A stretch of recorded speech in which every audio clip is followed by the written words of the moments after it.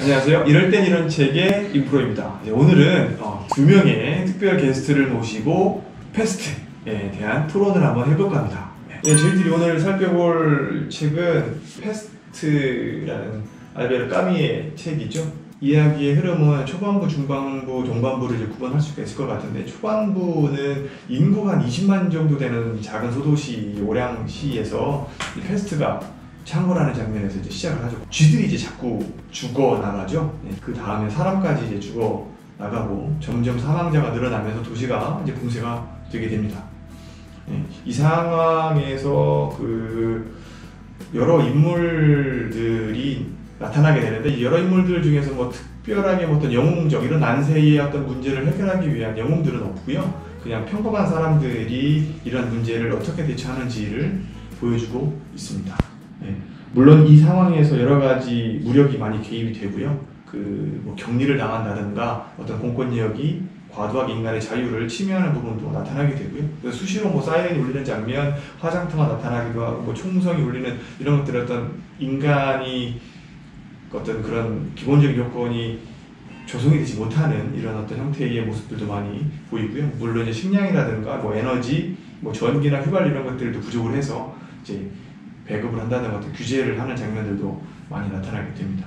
어쨌든 이런 형태의 어떤 굉장히 이제 좀 두려운 상황이죠. 이런 상황에서 보통 사람들이 이제 뭐 보건의료대 이런 것들을 형성을 해서 여러 인물들, 이제 잠시 후에 인물들 살펴볼 텐데요. 여러 인물들이 이런 문제에 대한 난관을 극복을 하고 나중에 가서는 이제 의사 중에 한 명이 카스텔이라고 하는 인물이 나오는데요. 그 인물이 이제 혈청이라고 하나요? 백신이라고 할까요? 이런 것들을 개발을 해서 이야기가 이제 끝이 나는 그런 형태의 어떤 대략적인 스토리를 확인해 볼 수가 있을 것 같습니다. 이 책에서 가장 대표적인 인물이 리웨라고 볼 수 있죠. 서술자이기도 한데요. 리웨라는 인물을 한번 소개를 해주시죠. 근데 리웨라는 인물은 의사로서 일을 하다가 아내 되는 사람을 아프기 때문에 요양소로 보내고, 그 이후에 혼자 도시 안에서 지내다가 패스트가 이제 발생을 해서 그 안에서 타로나 랑베르, 그랑 같은 인물들과 함께 보건대를 이룬 채로 같이 사투하고 패스트를 대항하는, 어떻게 보면 이 이야기의 주인공이라고 할 수 있는 인물입니다.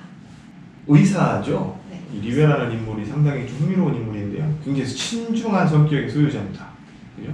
시민의 건강이라든가 공중보건이라든가 이런 것들을 굉장히 강조하고 정열적으로 자신의 어떤 임무를 수행하려고자 하는 의지가 강한 인물로 묘사가 되죠. 그 다음 인물은 이제 뭐 그랑이라는 인물을 살펴볼 수 있을 것 같아요. 그랑이라는 인물은 어떤 인물이죠? 그랑은 공무원이고, 그리고 리웨랑 또 그 다른 사람들이랑 같이 보건대를 만들고 또 보건대에서 활동하는 그런 사람이고요. 그리고 또 이 책 안에서 그랑이 리웨랑 같이 소설 쓰는 거에 대해서 대화를 하고, 또 리웨에게 소설에 대한 조언이나 자문을 구하기도 합니다. 굉장히 성실한 친구죠, 이 그랑이라고 하는 친구는. 그죠? 그래서 결국에는 뭐 아주 말단 공무원이긴 하지만, 회계를 다루는 공무원이긴 하지만, 결국 이제 나중에 보건대를 창설해서 그 안에 들어가서 자신의 역량을 발휘했던 것 같아요. 행정을 총괄하고, 그죠? 이런 어떤 문서라든가 어떤 여러 가지 현상들을 정확하게 통계로 좀 잡아내는 이런 역할들을 한 굉장히 흥미로운 인물이죠. 왜냐하면 자기가 속해 있었던 집단 내에서는 그렇게 인정을 받지 못했지만 위기 상황에서 어떤 성실성이 빛을 발하는 형태의 인물로 묘사가 되고 있습니다. 그 다음 이제 좀 랑베르라고 하는 인물이 있죠. 랑베르라고 하는 인물은 어떤 인물이죠? 네, 랑베르 같은 경우에는 이제 원래 타지에서 왔는데 취재를 위해서 오랑으로 잠깐 왔다가 그 잠깐 방문한 사이에 패스트가 발병해서 발이 묶이는 케이스인데요. 다른 도시에 아내가 있기 때문에 자기는 그 사랑하는 사람을 위해서 이 패스트 때문에 도시가 폐쇄된 상황을 뚫고 이 도시를 나가겠다, 불법적인 방법으로 탈출하겠다 라는 마음을 가지고 있다가 마음을 고쳐먹고 보건대에 합류하는 기자라는 직업을 가진 인물입니다. 이 친구가 했던 유명한 말이 있어요. 도망가고 싶었는데 못 도망가잖아요. 그죠? 네. 혼자만의 행복은 부끄러운 일이다. 이런 얘기를 하죠. 이런 얘기를 하면서 도망가는 걸 포기하고 보건대에 합류를 하는 인물.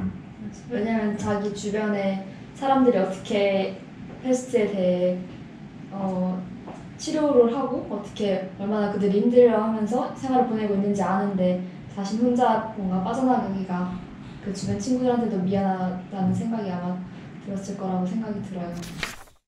파넬로 신부가 있습니다. 그렇죠? 파넬로 신부는 대표적인 어떤 종교인으로서 묘사가 되는데 파넬로 신부는 어떤 분이죠? 파넬로 신부는 그 오랑이라는 도시의 신부로서 주일이 되면은 설교를 하고 이렇게 하는데 페스트에 대한 이 파넬로 신부의 입장은 이 페스트는 하나님이 신께서 우리의 죄악성을 보고 내린 벌이다라고 얘기를 하고 우리는 빨리 회개하고 다시 돌아가야 한다라고 주장을 하고 있는 사람입니다. 이 책에 보면 이 파넬로 신부의 말, 뭐 소설자의 입을 빌려서 하는 얘기긴 하지만 이렇게 얘기를 하는 장면들이 있어요. 페스트의 신적 기원과 재앙의 징벌적 성격, 아무리 잔인한 시련조차도 우리들에게는 유익할 것 이런 형태로 얘기하는 것들이 있어요. 그러니까 이 페스트라고 하는 것을 굉장히 좀 이렇게 것에 대해서 좀 초월적인 시각을 가지고 접근하는 인물이라고 볼 수 있을 것 같은데요. 저희 이 파넬로 신부 입장에서 보면 사실 저희 타이타닉이 좀 떠올랐어요. 타이타닉 보셨어요? 네. 타이타닉을 보면 이 마지막 장면에서 배가 이제 암초에 부딪혀가지고 가라앉잖아요. 이 가라앉을 때 그 주인공의 시선으로 거기에서 나오는 사람들의 여러 가지 행동들이 비춰져요. 어떤 장면들이 기억나세요 그때? 일단 굉장히 혼란스러운 그 상황 속에서 제가 가장 기억에 남았던 장면은 어떤 엄마가 아이들이 2명이 있는데 굉장히 어린 학교 들어가기 전에 굉장히 유치원생 정도 나이인 것 같아요. 그 아이들을 그냥 침대에 누이고 밑에는 벌써 물이 차오르는 와중에 침대에 누이고 아이들을 재우려고 하는 그런 장면이 저는 아직까지도 기억에 남는데 아무래도 탈출의 가능성이 없다 보니까 그저 잠들다가 아이들이 고통 없이 죽기를 원하는 그런 모습이 저는 아직 기억이 나네요. 그 장면뿐만 아니라 다양한 장면이 제시가 돼요. 예를 들면 한쪽에서는 이 악단을 하시는 분들이 열심히 악기를 연주를 하고 계시고요. 한쪽에서는 계속 춤을 추고 한쪽에서는 모여서 기도하는 장면들이 나옵니다.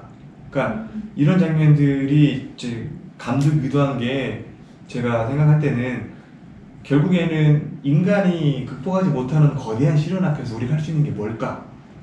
마찬가지로 이 파넬로 신부도 이 거대한 재앙 앞에서 본인이 어떻게 이거를 감당해야 될까? 사실 감당이 안 되잖아요. 인간적인 입장에서는. 그렇기 때문에 다소 좀 초월적인 시각에서 그것들을 초탈한 시각에서 이렇게 좀 대처하려고 했던 어떤 그런 모습을 투영시킨 인물이 아닐까라는 생각을 좀 해보았습니다.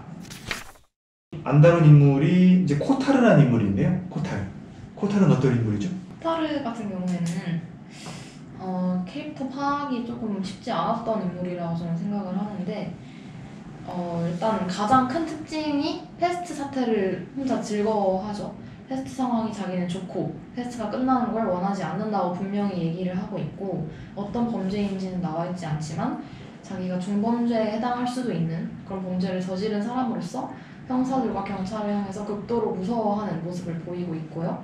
또한 패스트 기간 도중에 암거래에 가담을 함으로써 자기 사익을 챙기고 있고 이야기 막바지에서는 패스트가 끝난 것 동시에 형사가 찾아옴으로써 체포되는 모습이 보이는 그런 인물입니다. 이 인물이 한마디로 얘기하면 나쁜 놈이에요. 그렇죠? 그렇죠. 네. 범죄, 그러니까 그 패스트라고 하는 굉장히 무질서한 상황에서 자신의 어떤 이득을 취하려고 하는 이런 행태의 모습을 보이는 사람인데 이 인물이 저는 굉장히 좀 기억에 남는 게 이런 말을 했어요. 이러한 패스트 상황에 나는 훨씬 지내기가 좋아졌다. 패스트 하나 있는 게 훨씬 더 편하다. 이런 형태의 말을 합니다. 이게 무슨 뜻이겠어요? 그렇죠. 범죄하기 아주 좋은 조건이죠. 네. 그래서 이제 그런 것들이, 그러니까 우리가 봤을 때의 어떤 그 무질서하고 굉장히 좀 혼란스러운 시대가 모든 사람한테 다 똑같이 이렇게 여겨지진 않는다는 거. 혹시 매트릭스라는 영화 봤습니까? 알약은 압니다만. 알약 아세요? 그 네. 알약에 연결된 이야기예요. 그 중에 한 명, 그 매트릭스 네오 군단 중에 한 명의 인물이 저 이름이 기억이 안 나네요. 매우. 코트는 이렇게 가고 아, 마지막에 배신을 하는 인물이 하나 있어요. 편인가에서. 음. 그러니까 그 스미스 요원인가요? 매트릭스? 그 인물한테 정보를 줍니다. 이 팀들이 아. 어디에 가 있는지. 아, 내가 아주 옛날 수업 시간에도 얘기했던 것 같은데. 감사합니다. 그렇게 정보를 흘려요. 정보를 흘려가지고 굉장히 심한 타격을 받습니다. 타격을 받아서 많이 죽어요. 아군 네오 군단들이 죽는데 이제 결국엔 이 친구도 죽게 되면서 무슨 얘기를 하냐면 나는 이 매트릭스 안이 훨씬 더 평화로웠다. 지금이 너무 힘들다 이런 얘기를 해요. 그러니까 누군가에게 저항을 해서 이 어려운 상황을 극복해야 된다는 것이 굉장히 힘든 사람들이다는 거죠. 그러니까 우리가 보기에는 당연히 그러한 기계로부터 해방을 해야 되고 인간이 만들어간 세상이 동경을 할 것 같은데 누구나 다 실제로는 그렇지 않은 인물이 어디에나 존재한다는 거죠. 같이 얘기해 볼 수 있는 부분이 뭐가 있을까요? 저는 먼저 이제 이 패스트라는 소설이 갖는 어떤 특징이 이 전염병 상황에서 사람들이 어떤 모습을 하고 있는가라고 생각을 해요. 근데 이제 우리가 코로나 시대를 살아가면서 도시나 국가 간의 이동이 제한되고 이제 문이 폐쇄되고 사람들을 만나지 못하고 지속적으로 불안과 우울이 존재하는 이 상황 자체가 새롭지가 않았거든요. 저 같은 경우에는. 왜냐면 우리가 이미 그 상황을 살고 있기 때문에. 그래서 만약에 코로나 상황이 아니라 평소에 코로나가 발생하기 전에 이 책을 읽었더라면 이 책 자체가 아주 흥미로웠을 텐데 정말 이상하게도 신기하게도 그리고 불행하게도 우리가 코로나 시대를 살면서 이 배경 자체가 저한테는 신선하지 않고 지루하게 다가왔던 것 같아요. 네. 코로나19가 아니었어도 이 책이 대중들한테 그렇게 많이 선택을 받았을까? 왜냐면 워낙 유명한 작품이기도 하고요. 문학적으로 의미가 있는 작품인 건 사실이지만 어떤 시대적인 상황이 갖는 요구 같은 게 있잖아요. 그런 것들 때문에 대중들에게, 다른 많은 사람들에게 좀 이렇게 선택을 받지 않았을까라는 생각도 해보는데 저는 이 문제를 한번 생각해보면 어떨까 싶어요. 이 책의 이제 일부 초반부에 나오는 이야기인데요. 이게 당국에서 패스트라는 사실을 알게 됐죠. 리웨이가 의사이기 때문에 이유가 있다 죽는 데에는 전염병일 가능성이 크다. 근데 그 도지사인가요? 얘기를 하면 확실하냐? 세상에 확실한 게 많지가 않을 시대이기 때문에 좀 뭐라고 할까요? 확실하지 않지만 가능성이 높으니까 그에 준하는 대처를 해야 된다라는 얘기를 하죠. 근데 중재자가 미샤르라는 인물이 나오는데 이런 말을 합니다. 확실성이 절대적이지 않으니 심사숙고할 필요가 있다. 거기에 대해서 도지사가 또 이렇게 얘기를 해요. 우리는 마치 이 병이 패스트인 것처럼 행동하는 책임을 져야 한다. 반면에 리웨 같은 인물, 리웨는 패스트가 발생했을 때 필요한 보건 예방 조치가 필요하다 이렇게 갈등하는 장면이 나오는데요. 이게 지금도 좀 비슷한 것 같아요. 어떤 문제가 터지고 어떤 그런 정치적인 사회적인 책임을 져야 되는 사람 입장에서는 어떤 이런 위험이 닥쳤을 때 이제 좀 막 감추려고 하고 이런 일들이 이 책이 1947년에 발행된 책인데 2020년 한참 시간이 됐죠. 70년 됐네요. 계속 이제 반복이 되고 앞으로도 반복이 될 텐데 이런 형태가 이제 나타나게 되는 이유는 그러니까 뭐 청취자라고 해야 되나 이런 사람들이 어떤 이런 것들이 이제 어떻게 하면 좀 감추고 좀 축소하려고 하는 형태들이 많이 나타나게 되는데 왜 이런 모습이 나올까? 사회적으로 어떤 영향이 있기 때문일까? 이런 부분들을 한번 생각해 보면 어떨까 싶은데요. 이 당국도 물론 그 환자들의 수가 봤을 때, 환자들의 증상들을 봤을 때 알았을 거라고 생각을 해요. 저는 미리 이것은 패스트다라는 거를 알고는 있지만 선뜻 이것이 패스트다, 이것이 패스트인다라고 말하기가 선뜻 본인들한테 책임이 너무 많은 책임이 따를 것 같으니까 좀 회피하는 모습을 많이 봤던 것 같고 또 이에 반면에서 리웨는 이제 이것이 패스트든 아니든 어쨌든 간에 자기는 의사로서 이거를 그래서 빨리 치료할 방법을 찾아야 한다.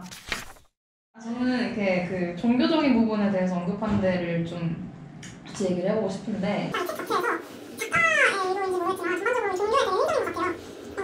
나는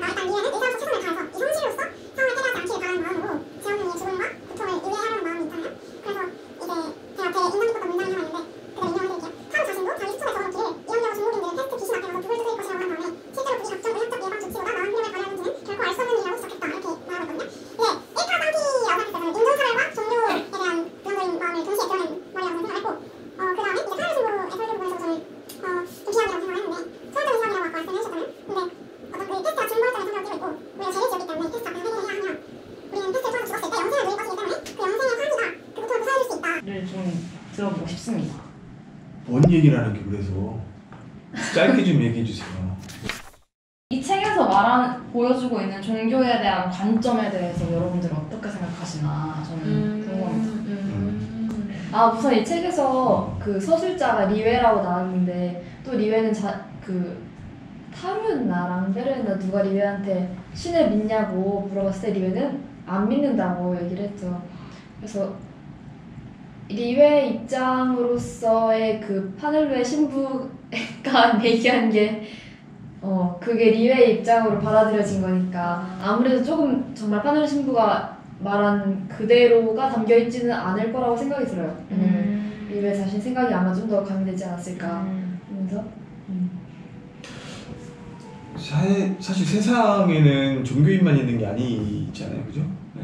종교인보다는 비종교인이 많을걸요, 그죠? 네. 물론 종교인도 상당히 다수긴 하지만 그래서 이게 꼭 비종교인의 시각에서 뭐 신중하지 못한 표현이다라는 것보다는 제 생각에는 리웨는 그냥 이 책에 등장하는 한 명의 인물인 거고 의사라는 직업을 가지고 있기 때문에 그러니까 이 파늘루 신부가 하는 여러 가지 말, 굉장히 설교하는 모습들이 묘사된 게 보면 뭐 이렇게 좀 지루하고 좀 장황하죠. 이성적이지 못하기도 하고. 그러니까 리웨이 입장에서 충분히 그럴 수 있다라고 생각을 하는 건 당장 사람들이 피를 토하고 지금 막 죽고 있어요. 막 고름이 막 이렇게 차고. 네. 그런데 그런 상황에서 리웨이 입장에서 본다면 강조하는 겁니다. 리웨이 입장에서 본다면 모여가지고 기도하고 신을 찾고 하는 행태들이 잘 납득이 안 됐을 수도 있을 것 같아요. 네. 그렇기 때문에 여기서 말씀하셨다시피 이제 그 리웨라고 하는 인물이 자기는 이제 종교에 대한 생각을 얘기를 했었고 그런 시각에서 의사의 입장에서 그렇게 표현한 것이지 않을까라는 생각을 합니다.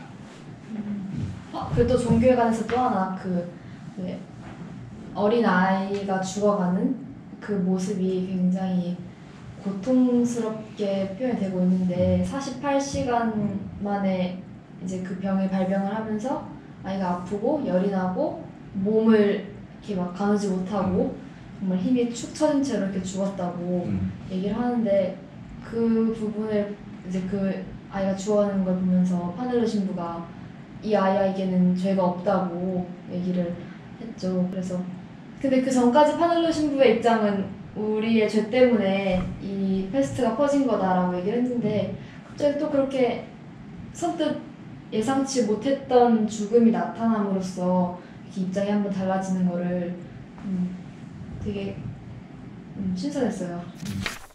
이런 부분도 한번 생각해 볼 필요가 있을 것 같은데요. 이 책 102쪽에 보면 이런 문구가 나옵니다. 제가 한번 읽어볼게요. 결국 이와 같은 극단적인 고독 속에서는 누구도 이웃의 도움을 기대할 수 없었고 각자 자기만의 걱정거리를 안고 홀로 있었다. 우리 가운데 한 명이 우연히 자기의 감정에서 뭔가를 털어놓거나 말하려 했을 때 돌아오는 대답은 어떤 것이든 간에 대부분의 경우 그에게 상처를 주었다는 부분이 있어요. 인간이 굉장히 어떤 감당하기 어려운 극심한 어떤 고통이라든가 어려운 상황이 있게 되면 내가 누군가한테 도움을 준다라고 하는 것은 사실 좀 기대할 수가 없죠. 각자 자기가 안고 있는 문제들이 우선순위가 될 테니까. 그죠? 눈먼 자들의 도시라는 책 보셨죠? 그러니까 인간이 갖고 있는 여러 가지 기능들 중에서 한 가지가 상실됐을 때 이 인간의 행태들이 굉장히 폭력적입니다.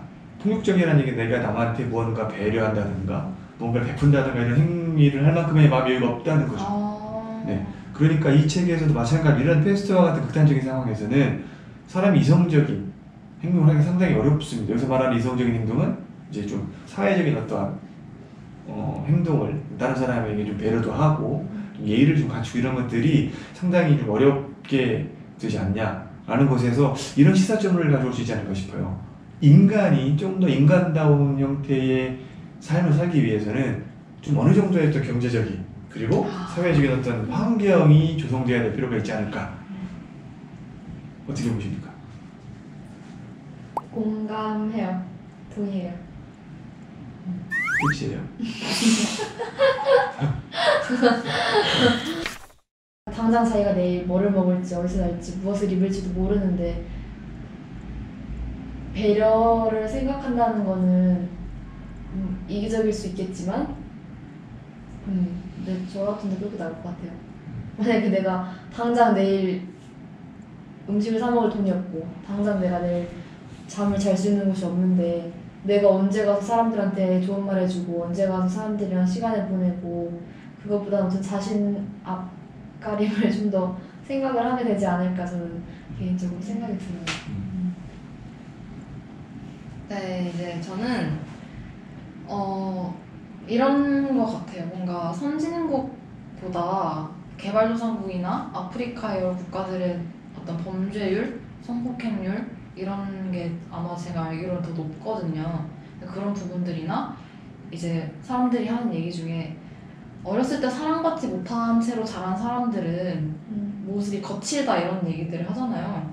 그런 것들을 봤을 때 이제 내가 받은 거, 내가 가진 거 여러 가지가 있어야 그 안에서 일정 몫을 나눠줄 수가 있는 마음의 여유나 이런 게 생기는 것 같아요.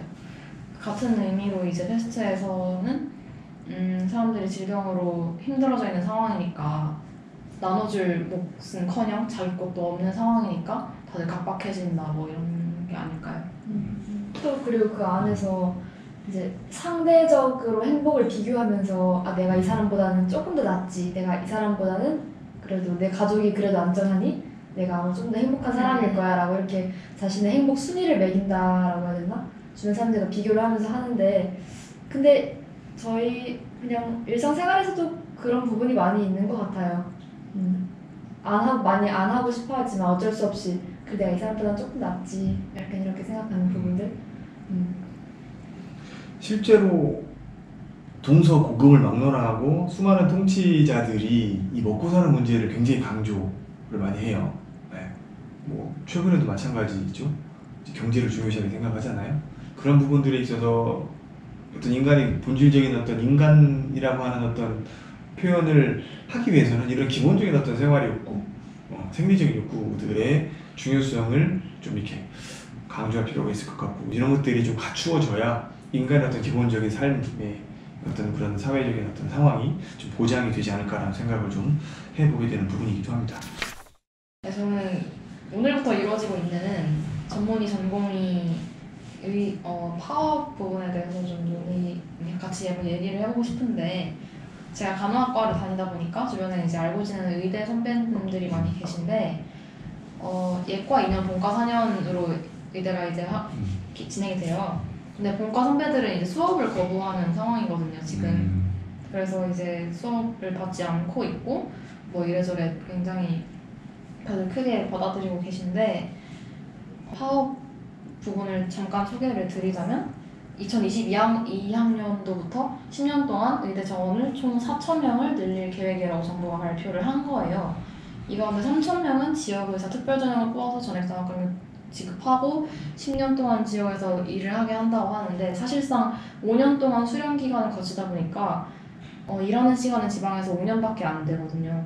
그래서 이런 상황을 이제 의사들은 불합리하다고 보고 있는 건데 저희가 읽은 패스트 책에서는 리웨라는 의사가 이런 극단적인 상황 속에서 자기는 최선을 다해서 사람들 고통에서 지키겠다는 어떤 영웅주의는 아니지만 자기의 어떤 신념을 가지고서 일을 하잖아요. 그 부분이 사람들이 많은 경우 의사에게 기대하는 모습인데 사회적으로 불합리하다는 일이 자기들이 보기에 일어났다는 이유로 의사들은 자기들이 선서했던 나는 환자의 건강을 가장 우선적으로 배려하겠다고 했던 부분을 저버리는 게 이 상황에서 옳은 건지 여러분들의 생각이 궁금합니다. 미국에서도 이런 상황이 발생하면 이렇게 동일하게 파업을 하고 합니까? 파업하는 거는 저는 많이 못 본 것 같아요. 미국에서 아무래도 단체로 움직이는 것보다는 그냥 소규모 이렇게 이런 병원에서 각자의 센터가 있고 그 안에서 이제 자기가 케어하는 사람들이 소수로 있고 아무래도 그렇게 움직이다 보니까 또 그런 게 적기도 하고 그리고 미국은 아무래도 의료 보험이 국가적으로 이루어지지 부분도 있지만 아무래도 개인 의료보험으로 이루어지는 경우가 많기 때문에 미국인들도 자기가 의료보험이 정말 많이 필요하다 하면은 그쪽으로 또 많이 치우치게 되고. 개인적인 견해를 묻는다면 사실 좀 대답하기 좀 어렵긴 한데요. 왜냐하면 저희들이 의사도 아니고 그들이 이제 어떻게 이렇게 어떤 상황에 처해 있는지 솔직히 잘 모르죠, 일반인들은. 뭐 제 친구나 뭐 이렇게 아는 의사들이 개인적으로 몇 분이 있는데 또 그들은 그들 나름대로 어려움을 토로하더라고요. 네. 뭐 여러 가지 조건들. 사람은 자기랑 비슷한 사람들과 항상 이렇게 견주기도 하고 뭐 비교하기도 하고 하니까 그런 부분들이 있기 때문에 이게 뭐 여러 가지 시각이 있죠. 한쪽에서는 뭐 집단 이기주의라고 보는 시각도 있고 한쪽에서는 이 자유경제주의 체제에서 이렇게 너무 국가 권력이 개입해서 이렇게 뭐 이렇게 좀 개입해서 이렇게 좀 하는 건 좀 지나치지 않냐라는 의견도 있기는 한데요. 뭐 제 생각은 이 작품에 나오는 르베처럼 모든 의사들에게 이렇게 좀 뭐 기본적인 희생 아니면 뭐 좀 네가 좀 더 해야 된다라고 어떤 것들을 요구하는 건 잘못했다고 봅니다. 패스트를 우리가 소시민들이 최선을 다함으로써 이겼다고 표현하는 사람들이 있나요? 그럼 이런 해석들이 많이 있나요? 작가의 말 뒤에도 보면 이렇게 번역자의 말 뒤에도 보면 그런 형태의 표현이 많이 나오고 그 실제로 이 책을 뭐 최근에 가서 기사를 검색한다든가 사람들 의견을 보면 그런 얘기들이 많이 나와요.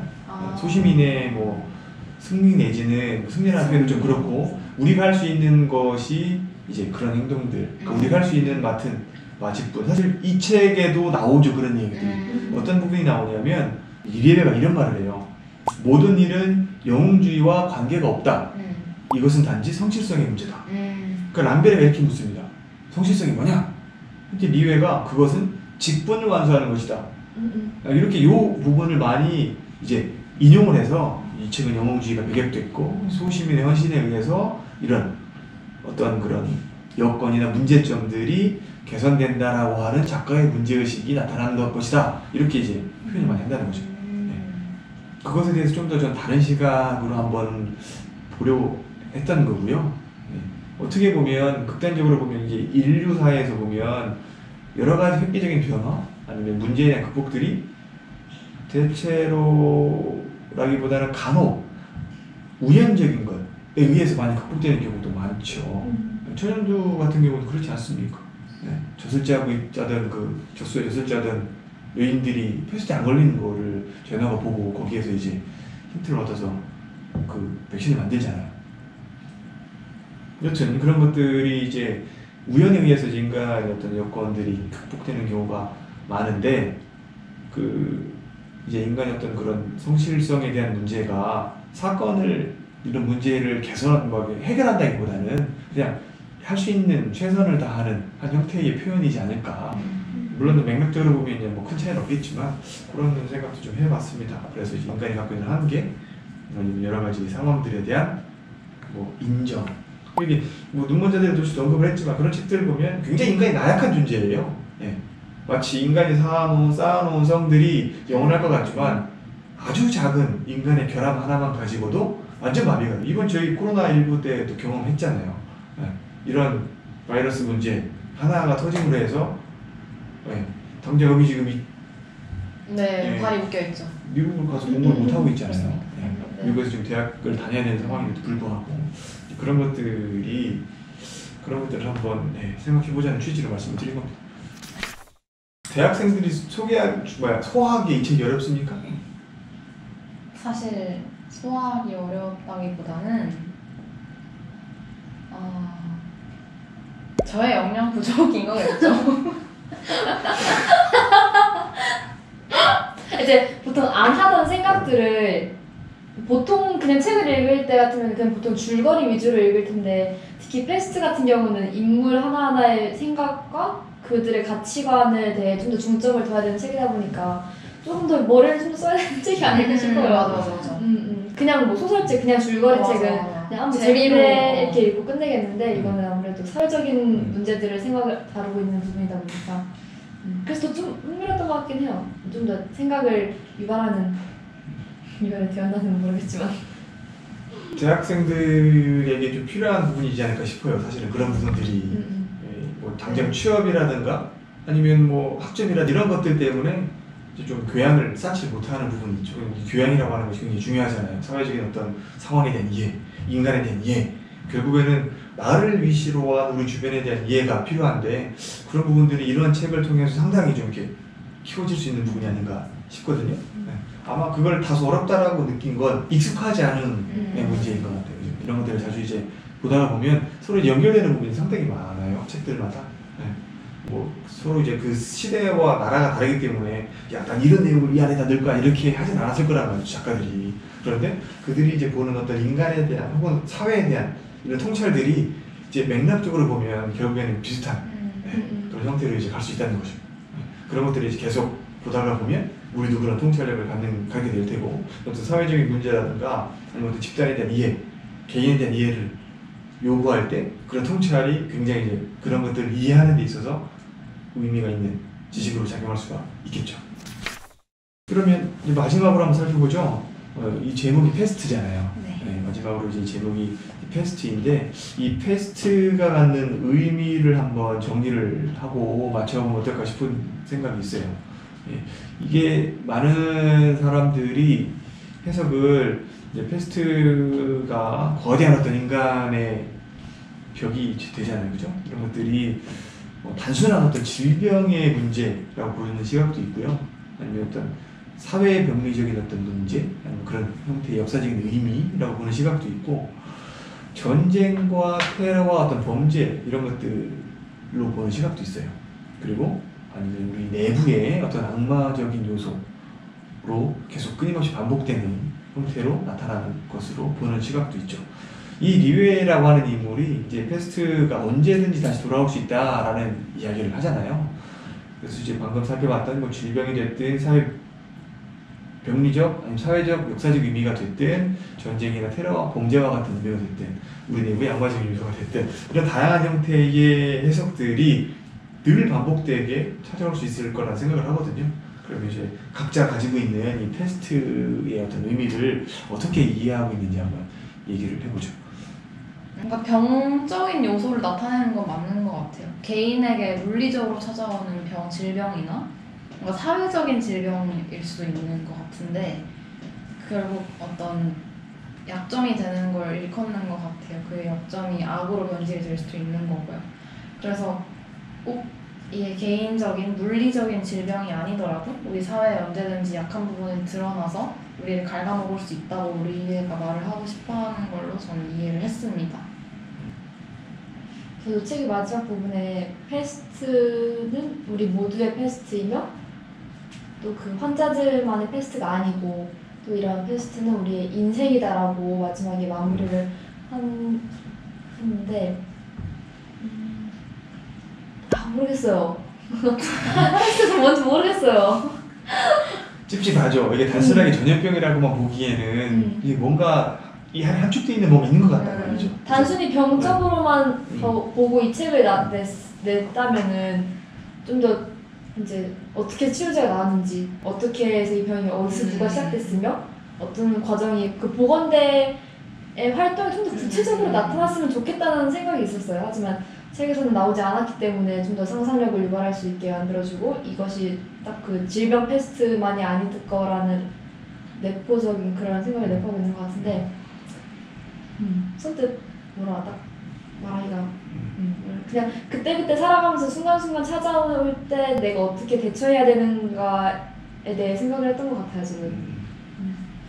사실 이 문학이 굉장히 좀 은유적인 표현이 많죠. 직선적으로 뭐 이것은 이거다라고 설명하는 것보다는 이것이 갖고 있는 여러 가지 형태의 해석들이 다양하게 되기 때문에 이게 지금 70년이 지났음에도 불구하고 우리나라에서도 이 책이 이렇게 영향력을 행사할 수 있는 이유는 그 안에서 해석될 수 있는 것들이 굉장히 다양하다.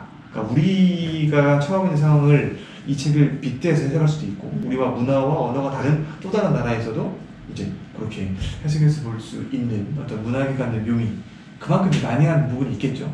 그런 측면이 이제 이런 소설을 보는 좀 맛이 아닐까 라는 생각이 들고 또 다양한 해석이 가능하니까 또 재미가 있고 흥미롭죠. 네.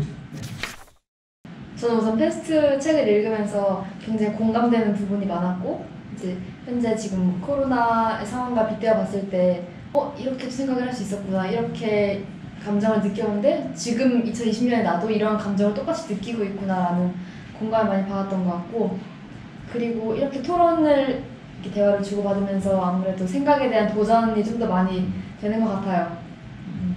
저도 이제 최연소 대학생님과 같이 패스트를 겪었던 이들과 코로나를 겪고 있는 우리가 비슷한 점이 참 많다고 생각을 했고요. 마지막에 정리해 주신 것처럼 사회적인 질병 그리고 개인적인 질병을 어떻게 좀 중의적으로 표현했던 게 굉장히 인상에 깊었던 것 같습니다. 그치? 앞으로 저는 여기 나왔던 어떤 굉장히 사회 통찰적인 부분들에 대해서도 좀 더 알아보고 싶고요. 기회가 된다면 좀 제가 잘 이해 못했던 부분들을 다시 읽어보거나 찾아보는 식으로 좀 더 제 역량이나 이 책에 대한 이해를 키워보고 싶습니다. 네, 지금까지 이 패스트 아닙니다. 이 패스트에 대해서 피읍 발음이 새는 것 같아요. 패스트에 대해서 살펴봤고요. 이 작품을 제목만 들어보시고 안 보신 분들도 상당히 많을 텐데 꼭 좀 한번 보시면서 저희들이 했던 얘기들을 들어보시면 더 공감이 가거나 좀 다른 생각이 있을 것이다 하는 의견이 있으실 것 같아요. 그럼 혹시나 그런 생각이 있으시면 댓글을 팍팍 달아주시면 여기 있는 친구들과 제가 또 같이 또 논의를 해볼 수 있는 기회가 됐으면 좋겠습니다. 네, 여기까지 해서 마치고요. 저희는 다음에 기회가 되면 또 찾아오도록 하겠습니다. 감사합니다. 네.